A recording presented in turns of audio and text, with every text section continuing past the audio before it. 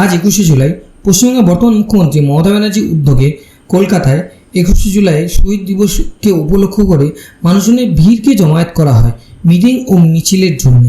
2026 বিধানসভা নির্বাচনের আগে তৃণমূল কংগ্রেস দ্বারা আয়োজিত এটা শেষ 21শে জুলাইয়ের মিটিং। এই মিটিংয়ে আমাদের মাননীয় মমতা ব্যানার্জি অনেক রকম বক্তৃতা দেবেন, অনেক রকম প্রস্তাব রাখবেন, কী করে ওনাদের শক্তিবল বাড়ানো যায়, কী করে ওনারা কী কী আশ্বাস দেবেন, নতুন নতুন অনেক কিছু শোনা যাবে। 21শে জুলাই কলকাতায় যত বেশি মানুষ আনা যায় তার জন্য এরা সব কিছু করতে রাজি।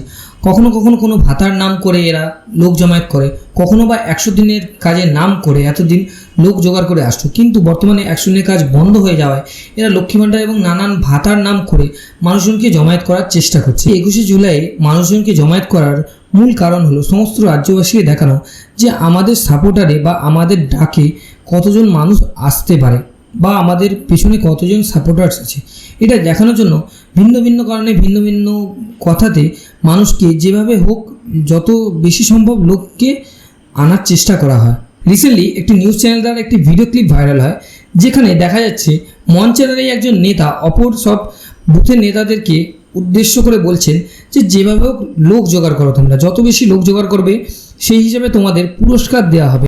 সবচেয়ে বেশি লোক বের করবে, ভিজে হোক আর মানে গা ভিজে হোক আর না ভিজে হোক, তাদের আমি আলাদা করে প্রাইজ দেবো। এই অবস্থায় বুথের লোক এক জায়গায় বের করে ছবি তুলে তারপর তোমরা রাস্তায় নামবে এবং শেষ পর্যন্ত লোকগুলো থাকানোর দায়িত্ব সেই নেতা। প্রত্যেকে কিন্তু ছবি দেবে, যে বুথ ছবি দেবে না সেই বুথ কিন্তু আগামী যে মাল আসবে সেই মাল থেকে তারা বঞ্চিত হবে। এখানে গা ভিজিয়ে কথার অর্থ আপনারা নিশ্চয়ই বুঝতে পারছেন এবং মাল পাওয়া না পাওয়ার কথাও আপনারা বুঝতে পারছেন যে কী হিসেবে কোনো রকম যে কোনো প্রকারে মানুষজনকে যত সম্ভবত যত বেশি লোক পারে জোগাড় করতে হবে এই নির্দেশন দিয়ে সবাইকে আদেশ করা হচ্ছে।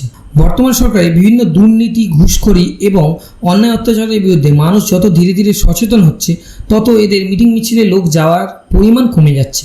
এই উদ্দেশ্য করে এরা অনেক কিছু পরিকল্পনা নিয়েছেন। এবার কিছুদিনের মধ্যেই দেখা যাবে আমাদের মাননীয় মুখ্যমন্ত্রী মমতা ব্যানার্জি কী কী নতুন নতুন মন্তব্য রাখেন।